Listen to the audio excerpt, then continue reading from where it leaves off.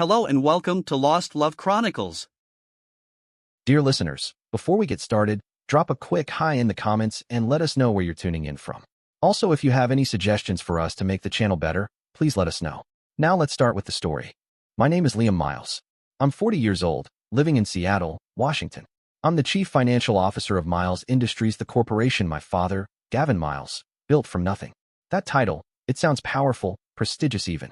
But the truth is, I'm only a figurehead, a name on the letterhead, a placeholder. My father, he controls everything. Every decision, every contract, every hire. I'm just a puppet in his hands, a faint shadow under the dazzling aura of the Miles family name. I'm not the strong type. I know that. I don't have my father's commanding presence, the way he can walk into a room and make everyone fall silent. I don't have the razor-sharp edge my younger brother, Aiden, inherited. And I certainly don't have the confidence to stand up to them, neither of them. I'm just Liam, the husband, the father, the man who tries to fulfill his duties but always feels like he's falling short. Every morning, I stand in front of the bathroom mirror, staring into my tired eyes. The light's too bright. My face looks older than 40. I ask myself, what am I doing with my life? But then I think of Sean, my son. He's 12 now. So smart that sometimes I feel like I can't keep up with him. Messy brown hair, bright eyes always looking like they're searching for something more. That boy, he sees a world I can't even imagine.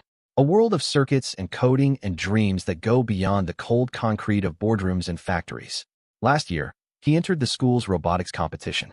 I remember picking him up after school that day. "Dad, I did it," he shouted as he ran into my arms. His backpack bounced behind him, and his smile, God, that smile lit up his entire face. "You won?" I asked, already knowing the answer. He nodded hard, pressing the small trophy into my hands. "First place." Mr. Hopkins said mine was the best. He even said I should think about MIT. In that moment, with Sean's arms wrapped around me and that little trophy between us, I felt like a real father. Like I wasn't the failure my own father always made me feel like. But of course, Gavin Miles never saw any of that. He never asked about Sean's competition. Never asked about my day. Never cared. To him, I've always been a disappointment. He's 70 years old now, but you wouldn't know it. Still walks with his back straight. Still has that silver-white hair slicked back like a general going into battle. His face is stern, angular features carved by time and control. And his voice can make grown men sit down mid-sentence. He built Miles Industries into a billion-dollar manufacturing and technology empire. They say he's a legend in the business world. But to me, he's a domineering, patriarchal father. And sometimes more often than I like to admit, a ruthless man. I still remember the times he yelled at my mother, Emma, right in front of me and Aiden. No shame, no hesitation. "Why is dinner cold?" he barked once, slamming his fist on the table. The glasses rattled. I was just helping Liam with his homework, my mother said softly, eyes darting down. "Then maybe Liam should learn to manage his time better," he snapped, not even looking at me. My mother, she's always been gentle. Blonde hair, now streaked with silver. Eyes filled with a sadness that never really fades. She's endured him for over 40 years, and I know, deep down, she's exhausted. One evening, not long ago, I came home late and found her sitting alone in the living room. The lights were off, just the glow of the TV flickering across her face. She held a glass of wine in one hand, her other hand resting on her lap, trembling slightly. Her eyes, they were brimming with tears. I wanted to go to her, to sit beside her, to hug her, to tell her that I understood, that I too was living in his shadow. But I didn't. I couldn't. I was too weak, too afraid. Aiden, my younger brother, is a different story. At 35, Aiden is a younger, sharper version of our father. He's tall, handsome, charismatic in a way that makes people instantly trust him. Aiden has that smile, the kind that lights up a room, that convinces board members to nod along even when they don't understand what he's saying. But I know better. I've seen what's behind that smile. Cunning, cold calculation wrapped in charm. Aiden is the vice president of Miles Industries. My father always talks about him like he's the second coming of himself. Aiden has vision. He'll say never quietly, sometimes during meetings, sometimes at dinner, sometimes directly to my face.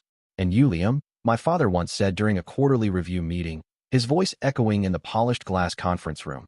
"You just sit behind a desk and sign useless papers." The room fell silent. No one dared look at me. I remember staring down at the spreadsheet in front of me, the lines blurring. Those words, I've heard them hundreds of times. Still, every time they cut deep. I don't hate Aiden. I really don't. Perhaps, deep down, I'm just jealous. He has everything I don't: confidence, our father's support, and the ruthlessness needed to thrive in the empire our father built with iron fists and sleepless nights. But I know the truth. Aiden doesn't see me as a brother. Not really. To him, I'm an obstacle, something in the way. A useless branch on a tree he believes belongs only to him and our father. Sean, my son, sees it all differently. He's perceptive more than a child should be. He sees how my father treats me, and he hates it. One evening, we were having dinner at the family estate. The tension was heavy, like always. My father scowled at my choice of report formatting, called my handling of a logistics contract embarrassingly passive. Aiden smirked, sipping wine like he was watching theater. I didn't respond. I never do. I sat quietly, cutting my steak, chewing slowly. Later that night, Sean stormed off. I heard the door to his room slam upstairs. I gave him some time, then climbed up the steps and knocked gently. Sean, I said, voice low. No response. I pushed the door open slowly. He was sitting on the edge of his bed, clutching his laptop tightly against his chest, his knees pulled up. Hey, buddy, I said, sitting beside him. He didn't look at me, just stared ahead, jaw clenched. Dad, he finally said, his voice trembling. Why don't you fight back? I blinked. Why do you let Grandpa say those awful things to you? He asked, turning to face me now, eyes wet. Why do you just sit there and take it? I felt something lodge in my throat. I couldn't speak. So I did the only thing I could. I pulled him into a hug, held him close, and whispered, I'm sorry, Sean. I just want everything to be okay. But the truth is nothing is okay. Miles Industries is teetering on the edge of something terrible. I've heard things. Whispers in the boardroom. Quiet conversations cut off the moment I enter. Words like failed investments, accounting irregularities, and shareholder pressure tossed around like loose change. I'm the CFO, at least on paper. But my father and Aiden, they never let me near the real data. They hand me glossy summaries, sanitized numbers, reports that shine but don't make sense. I know something's wrong. I feel it in my gut, but I don't ask. I don't dare, because I'm afraid. Afraid of that look my father gives, the one filled with contempt, as if I'm an insect crawling across his perfect desk. Afraid of Aiden's smirk, the way he tilts his head like he's watching a dog try to play chess. Every day, I walk into the office feeling like I've entered a battlefield without armor. The employees, most of them avoid my eyes. Some look at me with pity, a few with suspicion. They know I don't hold the reins. They know who really runs Miles Industries. Sean, he's the only one who makes me feel like I still matter. He'll sit with me after dinner, talking animatedly about his latest tech projects. How he programmed a robot to pick up trash automatically. How he hacked into the school's computer system to swap his friend's profile picture with a dancing banana. I laugh. I always laugh. But inside I worry. Sean is too smart, too curious. I'm afraid that one day he'll dig too deep into this family's secrets, and that will pull him into dangerous territory. One evening, I sat in my study, the soft amber light casting long shadows over the scattered pile of papers on my desk. I wasn't really reading them, just staring, lost in numbers that had long since lost meaning. They were just symbols now, a language I used to understand, but that no longer spoke truth. The door creaked open, and I looked up. Sean walked in, his small figure lit from behind by the hallway light. He was holding a USB drive in one hand, his eyes wide, sparkling with that familiar gleam of curiosity and excitement. Dad, I want you to see this, he said, stepping closer. His voice brimmed with energy. I just wrote a program to analyze data. Imagine if I could apply it to Grandpa's company, maybe find ways to save money or catch some errors. He held the USB drive out to me like it was a trophy. I forced a smile and reached out to ruffle his hair. Sean, you're so smart, I said, genuinely proud. But beneath the surface a wave of unease rose in my chest. But the company, it's more complicated than you think. Just focus on school, okay? Sean's face fell slightly. He looked down, withdrawing the USB into his pocket. Dad, I just want to help, he murmured. Then he looked at me, eyes too knowing for a boy his age. I know you're not happy. I see it. His words cut through me like a blade. Clean. Deep. I opened my mouth, thought about telling him that I was fine, that I could handle everything, that he didn't need to worry. But I couldn't lie. Not to Sean. Instead, I reached out and pulled him into a hug. He let me. That night, long after he had gone to bed, I lay awake, staring at the ceiling, the soft whoosh of Puget Sound drifting through the cracked window. It should have been soothing, but it only reminded me how small I was. Insignificant. Drifting. I thought about my mother, about how many years she had endured my father's temper, his rules, his suffocating control. I thought about Sean, about how I didn't want him to grow up like I did, shadowed by a legacy that demanded obedience but never offered love. And then I thought about myself, a 40-year-old man, a CFO, a father, still feeling like a scared little boy every time I stood in front of my own father. Then came Tuesday. It started like any other gray skies, the familiar hum of early Seattle traffic, a quick stop for coffee I barely tasted. I drove to the Miles Industries headquarters in downtown, past the sea of skyscrapers that pierced the sky like steel monuments to ambition. The building that bore our name gleamed with mirrored glass, reflecting the blinding sunlight like armor. My office was on the 20th floor, spacious, sleek, windows that stretched wall to wall, overlooking Elliott Bay. From a distance, it looked like success, but inside, it made me feel small, like a child in a grown man's chair. Everything in that room, from the polished wood of the desk to the minimalist art on the walls, was designed to impress. But it didn't belong to me. Not really. I sat down, opened my laptop, and tried to focus. The financial reports filled my screen, rows and rows of numbers, projections, expenses. But they were hollow. I knew what they were: polished, manicured sheets designed to look healthy. The truth, whatever it was buried beneath layers of selective accounting. And I was just the rubber stamp, the signature at the bottom, the soulless seal of compliance. Anytime I asked questions about the growing list of unusual expenses, the ambiguous line items, the offshore transactions, my father would wave me off. "Liam, just do your job," he'd say, not even looking up from his desk. "Leave the big stuff to me and Aiden." And Aiden, always ready to twist the knife, would chuckle and add with that familiar smirk, "Big brother, don't worry. We've got it under control." But that morning, something was different. The air in the building was heavier charged. I passed by employees in the hallway whispering behind clipped smiles. Their eyes dropped when they saw me. No greetings, just nods. Awkward silence. I knew the look. Pity. Or maybe it was fear. When I stepped into the boardroom for the quarterly shareholders meeting, my breath caught slightly. My father and Aiden were already seated at the head of the table. My father in his expensive gray suit, perfectly tailored, his posture rigid with control. He fixed me with a stare that pierced right through my skin, sharp, cold, and heavy with judgment. Across from him, Aiden lounged in his chair with his usual smug smile, but I noticed it didn't quite reach his eyes today. There was a slight twitch in his fingers as he tapped them rhythmically against the polished table. Something was off. "Liam," my father began, his voice low, each syllable weighted with authority. "Today we need to have a serious talk." I swallowed hard. That tone, it brought me right back to childhood. To being scolded for spilling juice on his study carpet. To being told I would never amount to anything. I straightened in my chair, trying to sound calm. "Yes, sir," I replied, forcing the words through the dryness in my throat. "What's this about?" He didn't answer immediately. Instead, he slid a thick stack of documents across the table toward me.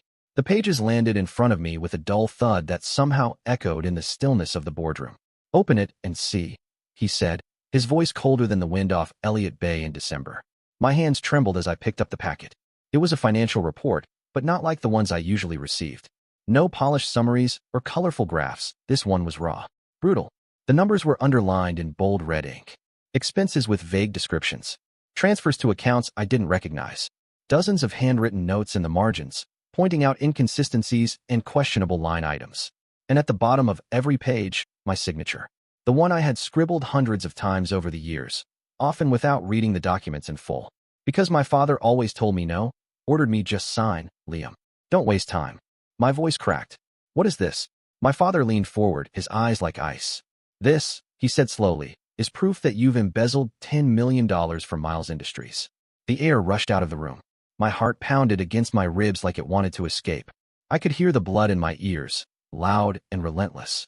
10 million? What? I stammered. "Dad, I didn't. I would never do that." Aiden's voice slipped in, slick and smooth, like oil on water. "Liam, don't play innocent." He tilted his head, a mockery of concern on his face. "We've double-checked everything. Every transaction, every funnel, every transfer, it all went through accounts tied to you. Your signature is everywhere." I flipped through the documents, my hands shaking so badly I could barely keep the pages straight. It was all there. Dozens of lines. Money moved. Details. Amounts. Paper trails. But none of it made sense. I didn't recognize any of these transactions. It was a maze one I couldn't navigate. There was no exit. Only walls. "Dad, I swear," I said, my voice breaking. "I don't know anything about this. I just did what you and Aiden told me to do. I signed the reports you gave me. I trusted." My father's hand slammed down on the table with a crack so loud I flinched. My breath caught in my throat. "Don't make excuses, Liam," he thundered. "You're the CFO. You're responsible. Or are you saying you're so useless, you didn't even know where the company's money was going?" I sat frozen. My mouth opened, but nothing came out. He was right about one thing I hadn't known. I hadn't asked enough. I hadn't challenged him. I'd been afraid. I'd followed orders. But not because I was greedy or malicious. I had trusted them. My own family. Aiden leaned in then, his eyes cold despite the sympathetic tilt of his head. Liam, he said gently, as if we were allies, if you confess now, we might still be able to salvage the family's reputation. Don't let this go any further. Don't drag us all down with you. His words wrapped around me like a noose. I wanted to scream, to tell them I was being framed, that I was just a pawn, that they were the ones pulling the strings. But I couldn't. My tongue felt like lead, my mind a void. My body refused to move. I just sat there, like a trapped animal. My father stood up, towering over me, his eyes burning with disdain. He didn't shout this time, he didn't need to. His voice, sharp and final, cut deeper than any scream. Get ready to go to prison, you useless fool, he said. Don't expect me to go easy on you just because you're my son. And then he turned, walking out with the same spine-straight authority that had always haunted every room he entered.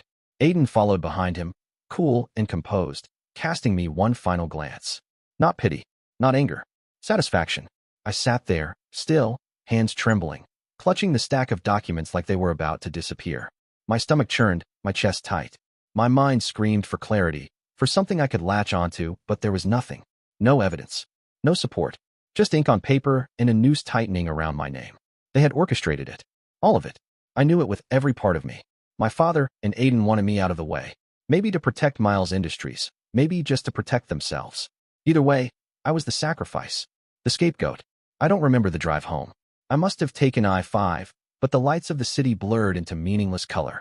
When I pulled into the driveway, the porch light was on.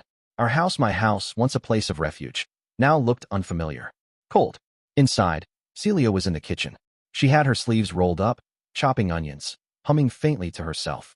When she saw me, she froze. Liam, she said, setting the knife down. What's the matter? You look like you've seen a ghost. I couldn't hold it in. I told her everything. The boardroom, the accusations, the documents, my father's voice, Aiden's smirk, every word they hurled at me. Celia didn't say anything at first. She just took my hand, held it tightly in both of hers. Liam, she said, her voice low but firm, you didn't do anything wrong. I signed the papers, Celia, I whispered. I didn't read them. I trusted them. Like always. She shook her head. You trusted your family. That's not a crime. What they're doing is. We'll find a way. You can't let them pin this on you. But I didn't believe it. Not then. I felt like a man drowning, hands tied, watching the surface drift further and further out of reach. That evening, I didn't eat. I just sat in the living room staring out the window, watching the streetlights flicker against the darkness, trying to think. But every thought led me back to the same place, fear. I wasn't strong enough to confront them. Not my father. Not Aiden. Celia sat beside me for a while, holding my hand. Eventually, she kissed my forehead, whispered that we'd talk more in the morning, and went upstairs to bed. I stayed. Couldn't sleep. My thoughts were a carousel of failure and helplessness. Sometime past midnight, I heard soft footsteps on the stairs. I turned, and there stood Sean. He was wearing his favorite robot pajamas, hair messy, clutching his laptop like a security blanket. Dad, he said softly. I heard Mom talking. You didn't do anything wrong, did you? My throat closed up. I looked at him, my son, and my heart ached with shame. I didn't want him to see me like this, broken, confused, powerless. Sean. I paused. I don't even know what's happening anymore. He crossed the room and sat beside me on the couch, his small frame pressed against mine. I believe you, he said, looking up at me, his eyes shining with that fierce certainty only children seem capable of. And I'm going to help you. I promise. I tried to smile weakly. I didn't want him involved. He was just a kid. But part of me was grateful.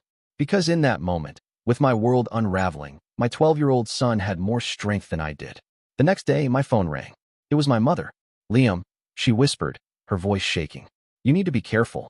Mom, what's going on? Your father, he's planning something. I don't know the details, but it doesn't feel right. She was breathless, her tone nervous, like she was looking over her shoulder. I tried to ask more, but she hung up. Just like that. Gone. My chest tightened. Something was coming. Something worse than what had already been thrown at me. They weren't just trying to push me out of Miles Industries. They were trying to destroy me. And I realized then if I didn't find a way to fight back, I'd lose everything. Not just my job, my name, my dignity, but Sean, Celia, the little pieces of myself that hadn't been eroded by years under my father's shadow. In the days that followed, I moved through life like a ghost. I showed up at work, Sat in my office. Avoided meetings. Avoided Aiden's eyes. When I came home, the only warmth left in my world was waiting for me. Celia and Sean were waiting for me. Celia tried to keep things normal. She cooked dinner every night: rosemary chicken, lentil stew, pasta with cream sauce, but I couldn't bring myself to eat any of it. I would just sit there at the table, pushing food around my plate with my fork, while Sean stared at me with those wide, worried eyes. He didn't say much, but his gaze alone was a question, a promise, and a plea all in one. Everything will be okay, he seemed to be saying. Just hold on. But I didn't feel okay. I hadn't in weeks. I was just Liam Miles, a name that carried weight only because of the man who gave it to me. A weak man, trapped in the long, merciless shadow of his father. And now, I was a man being fed to the wolves by my own blood. The subpoena had arrived a week ago, a plain envelope on the doorstep, but to me, it was a blade buried straight into my chest. Since then, sleep had become a memory. I sat in my study every night, hunched over the desk under the pale glow of a lamp, rereading those same documents over and over again, trying to find a single crack in the perfect wall they'd built around me. A loophole, a smudge, anything. But there was nothing. My father and Aiden had been thorough, ruthless. Every financial report was flawless in its deception. The transactions some I didn't even recognize were tied to accounts I had never seen, never approved, never touched. And yet my signature was there. Neat. Convincing. It was like staring at the paperwork of my own destruction. They hadn't just framed me. They'd written the story, played all the parts, and left me as the villain in the final act. As the court date loomed closer, I felt like a man walking toward the edge of a cliff. No guardrail, no rope, no one to pull me back. And beneath me, only the yawning dark. The morning of the trial, my hands wouldn't stop shaking. I stood in front of the mirror in our bedroom, trying for the 5th time to tie my tie. But the knot wouldn't form. My fingers fumbled like they didn't belong to me. Celia walked in, already dressed in a navy blouse and black skirt. She didn't say anything at first, just came up behind me and placed her hand gently on my shoulder. Liam, she said softly, her reflection in the mirror meeting mine.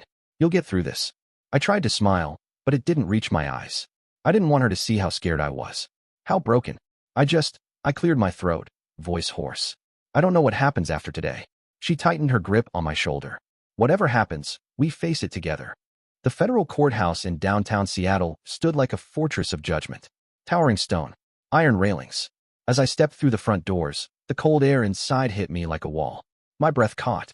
I felt like I was being led into a place where nothing human could survive. The courtroom was pristine and sterile. Polished wooden benches, pale gray walls, harsh fluorescent lights that made everything look sharper, harsher, colder. People murmured quietly around me: attorneys, clerks, strangers. But their voices were distant, like I was underwater. Then I saw them. My father, Gavin Miles, sitting in the front row. Regal. Immaculate. His gray suit looked like it cost more than my monthly salary, and yet it did nothing to dull the cold, sharp glint in his eyes. His face was stone. No warmth. No hesitation. Just purpose. Beside him sat Aiden. Confident. Comfortable. That smirk playing on his lips again, the same one from boardroom meetings, family dinners, holidays. The smirk of a man who had already won. They weren't just here to witness. They were here to finish it. The judge entered. An older man, stern and solemn, his presence commanding silence without needing to speak. He banged his gavel, and the murmurs stopped. Court is now in session.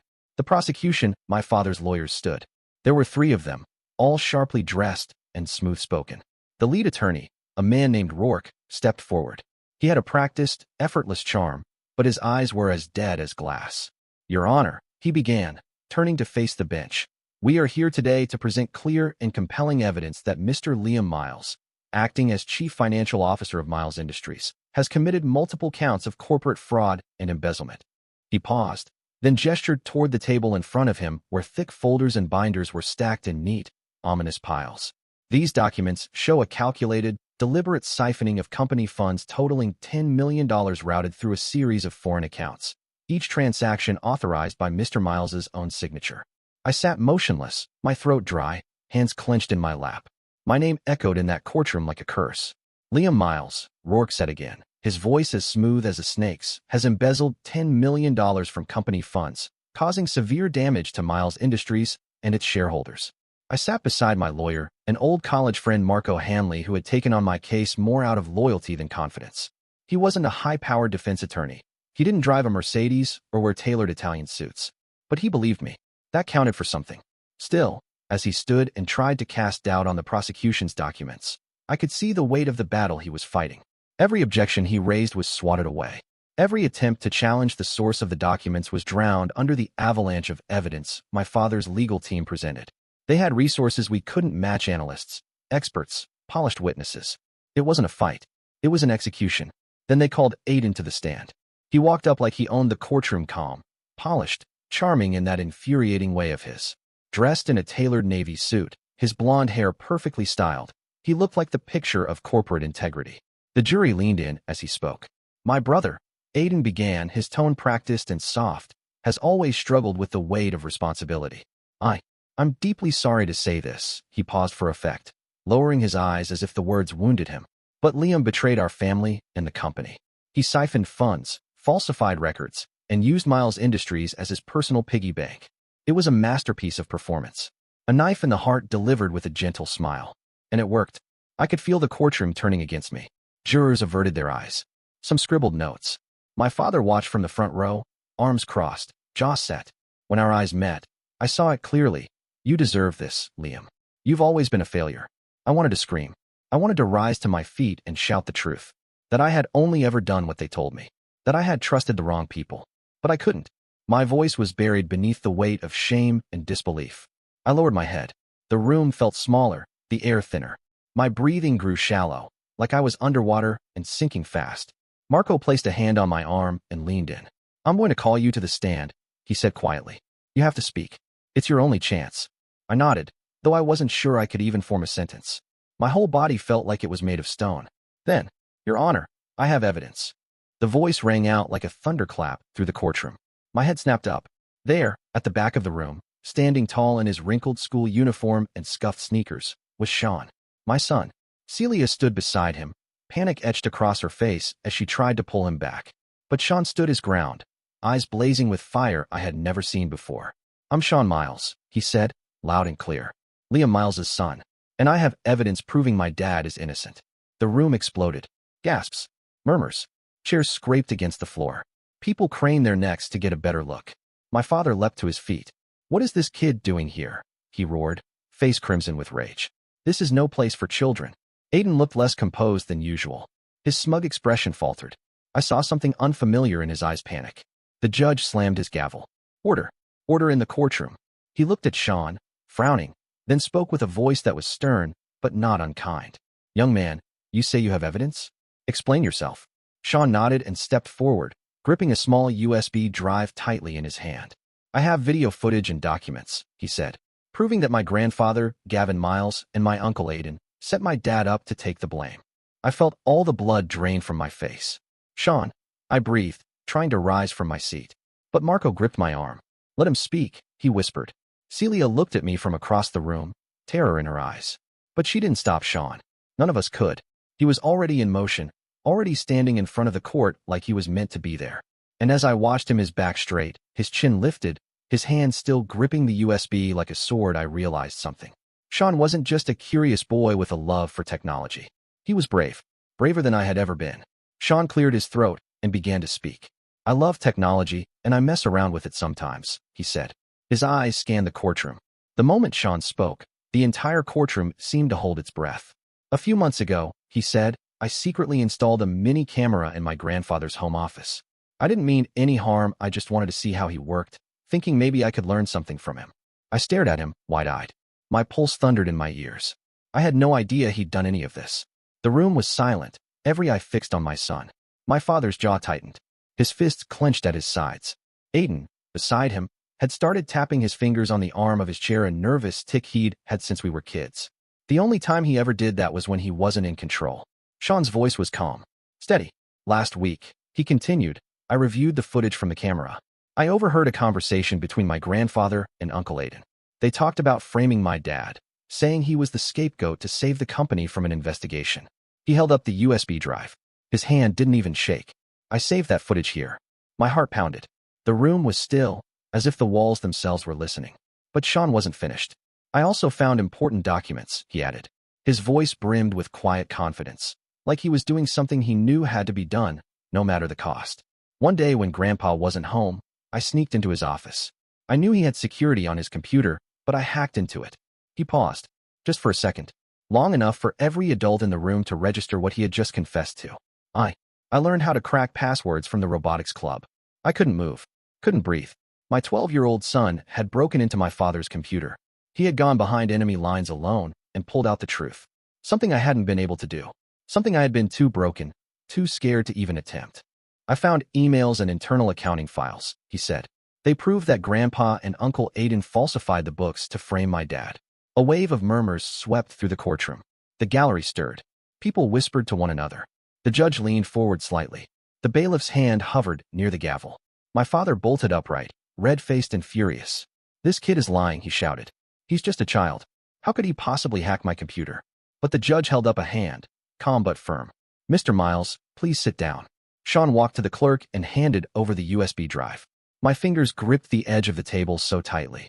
A screen was wheeled into place, and the lights dimmed. Then the footage played.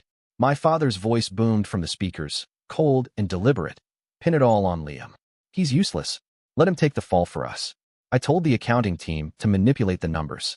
His signature is everywhere. No one will suspect a thing." The courtroom gasped. Then Aiden's voice, smooth and confident. "All right, Dad. I'll make sure the board believes Liam is the traitor. Once he's out of the way, we'll get through this investigation." My throat tightened. I felt like I'd been punched in the chest. That was it. There it was. The truth, exposed for the entire courtroom to see. I glanced at Sean, still standing there, small but defiant. He didn't look at me. His gaze was fixed on the screen, like a soldier watching the enemy fall. The judge requested to see the documents Sean had uncovered. A clerk inserted the USB and pulled up the files. The emails came first, then spreadsheets and memos. Line after line, transaction after transaction, all clearly annotated. Everything matched the scheme. It was all there laid bare on the courtroom screen. Every lie, every forged number, every manipulated account, every single way my father and Aiden had manipulated the books. There were transfers to foreign accounts, expenses without invoices, all of them expertly forged to make it look like I was the one behind it. As the documents appeared one after another on the courtroom screen, I could feel the blood drain from my father's face. He tried to object, his voice raised in frustration, but it lacked the thunderous authority it usually carried.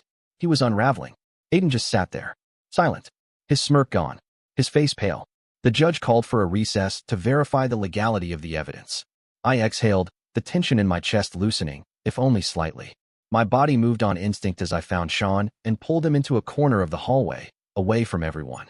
I dropped to one knee and hugged him tightly. My voice cracked as I whispered, "You did amazing, Sean. I mean it. You did something I never even dared to dream of." His small arms wrapped around me. "But listen," I continued, lowering my voice even more, "you have to be careful. Grandpa, he won't forgive this. You've seen what he's capable of." Sean pulled back slightly, looking me dead in the eye. There was no hesitation, no fear. Just raw, blinding resolve. "I'm not scared, Dad," he said firmly. "I just want to protect you." That shattered me. I hugged him again, tighter than before. I wanted to wrap my entire body around him and shield him from the world. In that moment, I felt a strength I never knew I had because it wasn't mine alone anymore. It belonged to Sean, to Celia, to us. No matter what came next, I wasn't going to let him fight this alone. When the trial resumed, the judge returned, his expression grim and calm. I held my breath as he spoke. "The court has conducted a preliminary verification of the evidence presented by Mr. Sean Miles," he said. "The video footage and documents from Mr. Gavin Miles's personal computer appear authentic at this stage." He paused, then continued. "We need more time to assess the legality and authenticity of this evidence in full," he said. "But what has been presented today is sufficient to temporarily suspend the charges against Mr. Liam Miles. The trial will resume next week, with accounting and technical experts brought in to further evaluate the material." My father shot to his feet like a man struck by lightning. His voice roared across the courtroom. "This is a farce," he shouted, pointing directly at Sean. "That kid broke into my private property. This evidence is illegal." Aiden quickly stood beside him, trying to contain the damage with his usual polished tone. "Your Honor," he said, "we respectfully request this so-called evidence be dismissed from the record. A 12-year-old cannot be considered a credible witness. This is outrageous." Marco, my lawyer, stood calmly. "Your Honor, the evidence is clear and verifiable," he said, steady as stone. "We request that the court summon additional witnesses from Miles Industries' accounting department to further clarify the transactions in question." The judge nodded, scribbled something in his notes, then raised his gavel and brought it down with a sharp crack. Session adjourned, he announced. I turned to look at my father. His gaze found mine and then shifted to Sean, ice cold, hard as steel, and brimming with a quiet threat. I knew then, this wasn't over. He wouldn't let it be. The days that followed bled together into sleepless nights. Celia and I did everything we could to protect Sean. We kept him home from school, locked the doors, checked the windows twice. My father had resources, power, and no conscience. If he wanted to retaliate, he could. But Sean refused to be afraid. If I'm scared, he told me one night, then Grandpa wins, Dad. I didn't know how a 12-year-old could be stronger than me, but he was. He just was. Marco continued to work tirelessly. Every day he made calls, followed leads, sent emails to people who had once worked for Miles Industries, but left under mysterious or strange circumstances. Some of them didn't answer. Some hung up. But one finally agreed. Her name was Abigail. She was a former accounting analyst, and she had left the company 2 years ago under what had always been described to me as a personnel conflict. Now I knew better. Marco called me late that evening with a quiet urgency in his voice. She's in, he said. Abigail has agreed to testify. Abigail had once been the head of accounting at Miles Industries, sharp, ethical, and respected. I remembered her from staff meetings, always composed, always careful with her words. But now, as she stood in the witness box, I barely recognized her. Her hands trembled slightly as she held the microphone, her voice shaky but determined. I didn't want to do it, she said, eyes flicking toward my father and Aiden. But Mr. Gavin, he threatened to ruin my career if I didn't comply. A lump formed in my throat. I couldn't speak. I just watched, listened, as the truth slowly peeled away the lies that had nearly buried me. She detailed the secret meetings, how they instructed her to manipulate figures, to create fake transactions, all with the intention of framing me. Each word she spoke felt like another weight lifted from my chest, though at the same time, it deepened my rage.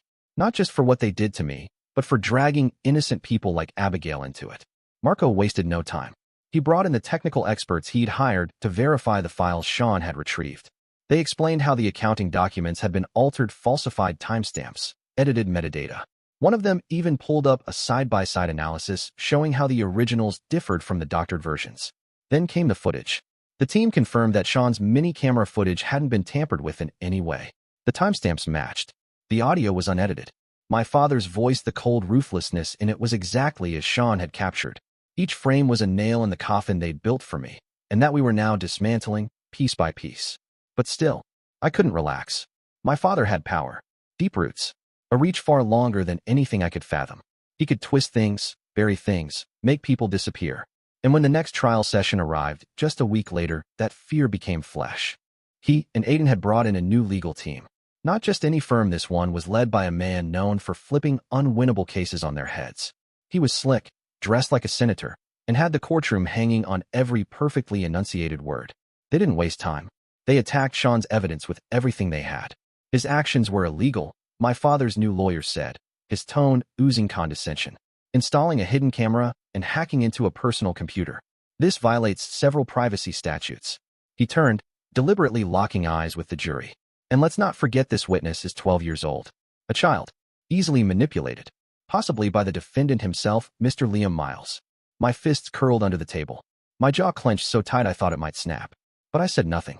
I couldn't afford an outburst, not now. Marco stood, composed. Your Honor, he said, voice steady. The evidence was not only retrieved from Mr. Gavin Miles's computer, it has since been corroborated by multiple independent witnesses and third-party experts. He stepped closer to the bench. These forged documents bear Liam Miles's signature. Yes, but there is no direct evidence that he executed or even authorized the transactions. Everything points to orchestration by others. Then it happened. Sean was called to the witness stand. I couldn't breathe. He walked up slowly, wearing his school uniform, his shirt tucked in a little unevenly. He looked so small up there, but as he sat down and adjusted the microphone, I saw no fear, just clarity, and something more powerful than anything else in that room: purpose. He began to speak. I installed the camera in my grandfather's office, he said calmly. I just wanted to see how he worked. I wasn't trying to get anyone in trouble. He told them about the computer, about how he'd used what he learned in robotics club to break in. He didn't embellish. He didn't flinch. I just wanted to protect my dad, he said, glancing at me briefly. I knew he didn't do anything wrong, and I couldn't let Grandpa and Uncle Aiden destroy him. The room was silent. Only his breath, faint and rhythmic, came through the mic. The judge leaned forward, brow creased, but his voice softened. Young man, he said, You understand that what you did may have broken the law, don't you? Sean nodded, his face solemn. Yes, Your Honor, he said. But I had no other choice. I just wanted the truth to come out. I looked at Sean, my heart full and heavy all at once. Proud didn't even begin to cover what I felt this boy, my son, had put everything on the line for me. At 12, he'd faced down men with more power, more money, more cruelty than most ever will in a lifetime. And me, I had just sat there, afraid, doubting, too beaten down to stand on my own. I wanted to leap from my seat, to run up and wrap him in my arms, to whisper how sorry I was that he had to carry this weight. But the courtroom still demanded its silence, and I could only sit watching, aching, hoping. The hearings that followed were a slow, methodical unraveling of everything my father and Aiden had built on lies. Abigail returned to the stand, and this time her voice was stronger, steadier. She spoke with conviction, outlining the exact moments when she had been forced to alter records, how Aiden hovered over her shoulder, how my father's threats echoed in the back of her mind. Then came the technical experts again. Calm, clinical. They laid out timestamps, digital fingerprints, and system logs that traced the fake transactions right back to Aiden's machine. Not mine. My father tried to argue, tried to summon the fire he used to command boardrooms and courtrooms alike. But his voice cracked. He stammered. There was no conviction left in him, just desperation. Aiden didn't even try. He sat with his hands folded, gaze fixed on a distant point beyond the courtroom walls. He knew. It was over. Finally, the day of the verdict arrived. I barely slept the night before. My nerves were so frayed I could feel them in my teeth. Celia held my hand the entire morning, her thumb gently brushing over my skin, trying to soothe the storm inside me. When the judge stood, the courtroom froze. Based on the evidence presented, he began, voice steady and unwavering. The court finds that Liam Miles is not guilty of embezzlement. The charges against him are dismissed. The world tilted. For a second, I couldn't breathe, not out of fear, but out of release. He continued. Instead, the evidence indicates that Gavin Miles and Aiden Miles orchestrated a scheme of financial fraud, manipulating records to frame Liam Miles. The silence cracked into a wave of murmurs. I felt as though someone had peeled the lead off my chest. I exhaled like I hadn't in years. Celia burst into quiet sobs and clutched my arm so tightly I could feel her nails dig into my sleeve. And then Sean ran. He threw his arms around me and hugged me so fiercely I thought he'd never let go. Dad, he whispered, his voice thick, I knew you'd be okay. I kissed the top of his head and held him close, blinking back tears. I didn't want to cry in front of the world. But I didn't care anymore. I held my son and my wife and let the tears fall. My father and Aiden were led out of the courtroom in cuffs. My father didn't shout or struggle. He just turned his head and looked at me. For the first time in my life, I didn't see anger or disdain in his eyes, just emptiness. As if something had been taken from him and he didn't know how to live without it. Aiden didn't look at anyone. He just kept his eyes down, his face blank, his legacy crumbling beneath his polished shoes. They were both charged with financial fraud and would face prison and heavy reparations to the company they claimed to protect. As we stepped outside into the daylight, I hugged Celia and Sean again. The sun felt different, warmer, real. I had my life back, not just my name, not just my career, my soul, my family, my pride. This wasn't just my victory. It was Sean's. He had stood against an empire and brought it down with nothing but courage, intelligence, and love. More than a year passed after the trial. Life returned in quiet, beautiful fragments. We moved to a small house in suburban Seattle, simple, modest, peaceful. Some mornings, like this one, I stood by the window just watching. Sean was in the garden, laughing as he tinkered with a clunky, brilliant robot that bent forward and tried to pick up a leaf. He cheered when it managed to wobble upright. That laugh, it was everything. I smiled, my heart lighter than it had been in years. For the first time, I wasn't weighed down by shame or fear or guilt. The chains that had bound me to the past were finally gone. I was no longer a criminal. I was no longer a broken man. I was a father, free. Then, one cold autumn morning, Marco called. I picked up the phone, and before he even spoke, I knew what it was. The final verdict had come in. Marco called to tell me about it. They didn't say a word, Liam. Marco told me over the phone. Gavin just sat there, silent. Aiden kept his head down. No emotion. Nothing. He paused. They probably knew there was no way out. I thanked him and ended the call, setting the phone on the kitchen table and staring at it for a long moment. I should have felt victorious, triumphant, vindicated. But all I felt was hollow. My father had once been the towering force in my life, the man whose approval I chased and whose anger I feared. And Aiden was supposed to be my brother, my blood, There had been a time I would have given anything for him to simply see me. Not as competition, not as someone in the way, just as family. But they had made their choices. They'd crafted a lie, lived in it, and weaponized it against me. There was no coming back from that. All I could do now was live forward for myself, and for the two people who had stood by me when no one else did. Miles Industries descended into chaos after the trial.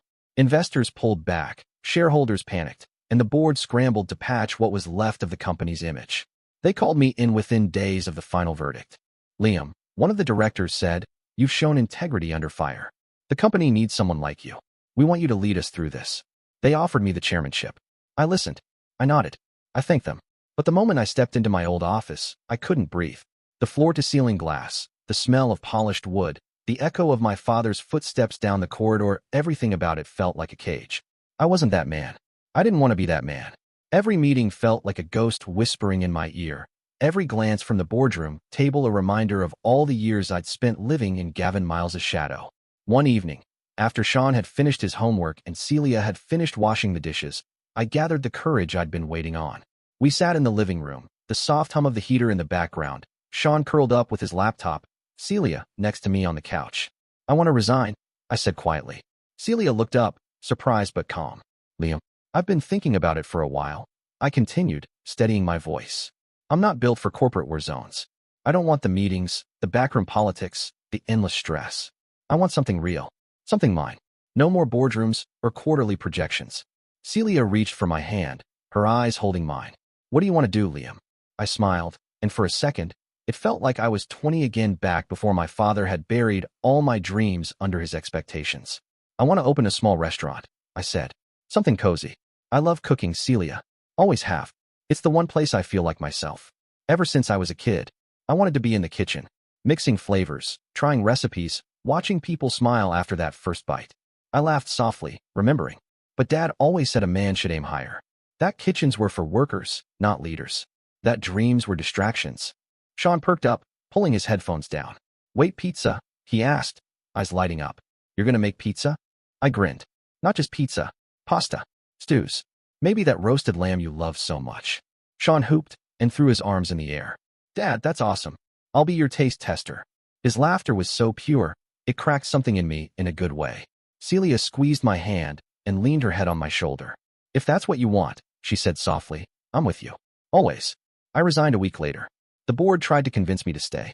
"Liam," one of them pleaded, "you've saved this company. We need you to see it through." But my mind was made up. I shook every hand, thanked them for the opportunity, and stood by my decision. Before leaving, I handed over my responsibilities to Abigail, the same Abigail who had bravely testified at the trial. She was hesitant at first. "Are you sure about this?" she asked me in the conference room, her brow furrowed. "I've never been more sure of anything," I replied. "You're smart, you're honest, and you've got a spine most people only pretend to have. Miles Industries needs someone like that. Someone like you." She smiled, humbled. "Thank you, Liam. I won't let you down. I know you won't." When I stepped out of that glass skyscraper for the last time, I paused on the pavement outside and looked up. The building glinted under the Seattle sun, tall, reflective, imposing. It had been a cage for so long. But now, as the doors closed behind me, I felt something lift. The burden, the expectations, the shame. I was no longer the CFO, no longer my father's puppet. I was just Liam, and I was finally ready to start again. My restaurant, Miles's Kitchen, opened quietly on a corner near Puget Sound. Nothing extravagant, just a cozy space with warm lighting, wood tables, and the kind of charm that made people feel at home. It wasn't the kind of place my father would have taken clients or celebrated deals, but it was mine. I spent long hours in the kitchen kneading dough for fresh bread, fine-tuning marinara sauces made from ripe tomatoes, perfecting my apple pie crust until it came out just right. There was joy in it. Joy I hadn't known I was missing all those years behind spreadsheets and boardroom doors.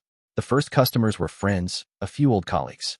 They gave polite compliments, left generous tips. But slowly, word spread. People returned.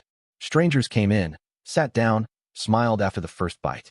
"This pie tastes like my grandma's," one woman told me, teary-eyed. Another man grinned over his third bowl of stew. "You got a secret in this. Feels like a hug in a bowl." And I realized I was finally doing something I loved. One afternoon, my mother walked through the restaurant doors. She looked different, lighter somehow. She sat across from me in a quiet moment and held her coffee between both hands. "I've filed for divorce," she said, her voice even but resolute. I blinked. "You did?" She nodded. I've put up with him for too long. The lies, the control, the silence. It's over. I reached out, took her hand. You deserve peace, Mom. I want to live for myself now, she said, a faint smile touching her lips. And I want to be close to you and Sean, if you'll have me. Of course we will, I said. Come stay with us. We've got space, and more importantly, we've got love. Celia and Sean welcomed her like she'd always belonged. Celia gave her the sunniest room in the house. Sean hugged her so tightly it made her laugh. And that laughter, it was like hearing a forgotten song. Our home changed after that. It came alive. Sean still buried himself in tech projects. Wires always tangled across the floor, but he made time to help in the kitchen, though he snuck more bites than he prepped ingredients. Celia ran the front of the restaurant like she was born to do it, managing bookings and suppliers with the same calm efficiency that had once held our fractured family together. And my mother, she found a corner seat in the restaurant she liked. Most days she sat there with a novel in one hand, chatting with customers in between chapters, like she was reclaiming time, one gentle hour at a time.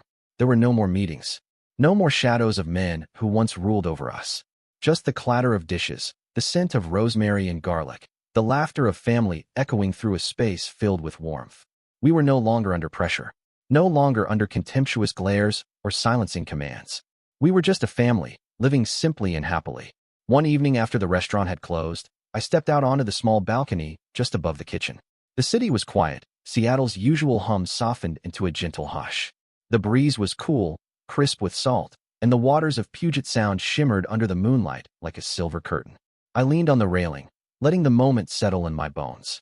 The air smelled faintly of oregano and fresh bread, traces of the day's work still clinging to the walls. I breathed in deeply, exhaled slowly, and let the silence wrap around me. A soft creak behind me made me turn. Sean stepped out onto the balcony, holding 2 mugs of cocoa. He wore his hoodie, sleeves too long for his arms, and those same worn-out socks with holes he refused to throw away. He handed me a mug and stood beside me, looking out at the same view. Dad, he said after a moment, his voice soft but full of something deeper, something steady, I think you did the right thing. I looked at him, surprised. What do you mean? Leaving the company? Starting this? He nodded toward the restaurant downstairs. I like seeing you happy. The cocoa in my hand warmed my fingers, but it was his words that warmed my chest. I bent down and hugged him tightly, resting my chin against his unruly hair. Thank you, Sean, I said, my voice rough. If it weren't for you, I don't know where I'd be. He smiled and rested his head on my shoulder. Dad, I just wanted you to be free. I closed my eyes. Free. That word had once felt unreachable, like something meant for other people. People who hadn't grown up under a shadow. People who hadn't been told who to be, how to speak, what to dream. But now I knew what it meant. I was free. No longer my father's puppet. No longer the hollow figure behind a corporate desk. No longer the shadow of Miles Industries. I was Liam Miles. A husband, a father, a chef, and above all, a man who had found himself again. Miles's kitchen wasn't just a restaurant. It was a home, a place where flour and fire and family came together to build something honest. Something no one, not even my father, could take away. Seattle's wind still carried its bite. Puget Sound still sparkled beneath the stars. But I no longer felt small before the world. I had found my place. And I knew no matter what life brought, I would never let myself be imprisoned again. Dear listeners, please share your thoughts in the comments section below, and don't forget to like, share, and subscribe.